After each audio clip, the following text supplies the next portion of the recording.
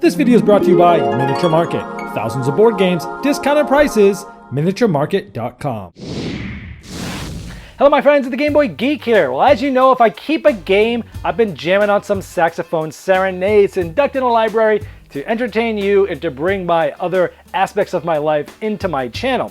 Now recently this month, you may have seen that I've been sort of playing with and experimenting with doing Saxophone Serenades with my player piano that I can control from my computer. I can program in all the chords and things it's playing, and I'm just jamming along with it. And it's been going over well. The comments have been great, so I'm going to continue to try to do those. So this month, which games did I keep and play Saxophone Serenades for? There are only 5 this month, and that's probably, I'm hoping that's about average. I'm trying not to keep too many more now. First one was the Escape from Aliens in Outer Space. This is a sort of a hidden movement game where some people are humans, some people are aliens. The aliens are trying to kill the humans are trying to escape, but nobody knows who anybody is, and everybody is moving in a hidden fashion. Awesome game there. Second edition to King of Tokyo that came out with new artwork. I did a comparison video, but I kept that one. They refreshed the artwork and they brought in some new characters. Next is America from Bezier Games. This is a sort of a party trivia style game that's a little bit heavier than I'd say Wits and Wagers, but it's still sort of a family style, Euro style party game. It's based on Terra and Fauna, the 2 popular games from Freedom and Freeze. And this is a more streamlined version with things mostly about America culture, geography, and an excellent trivia game there.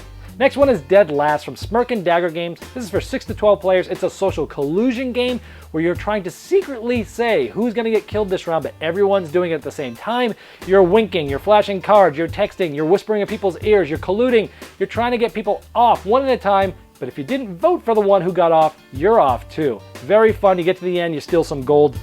The next one, actually the last one for this month, is Tiny Epic Western, the latest from the Tiny Epic series. This is an excellent game. Worker placement with some poker style hands, which really changes the strategy of where you want to go. There's some dueling and battling, rolling bullet dice. This is a ton of fun. So those are the ones I kept this month. Now, which is my favorite? As always, this is a very tough one. It's like saying which one of your kids do you love the most.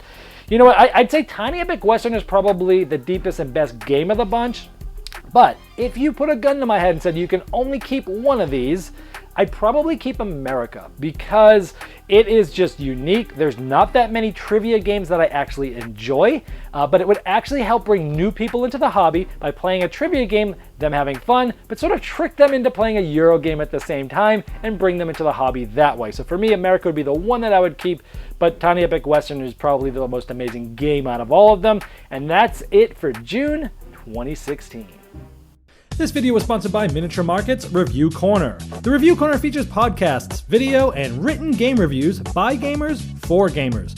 Miniature Market, the online gaming superstore. Thousands of board games, discounted prices. Check them out at miniaturemarket.com. I'd like to thank each and every one of you for backing me on Kickstarter and making this season become a reality. I'd like to especially thank those here that have backed me at the credit level.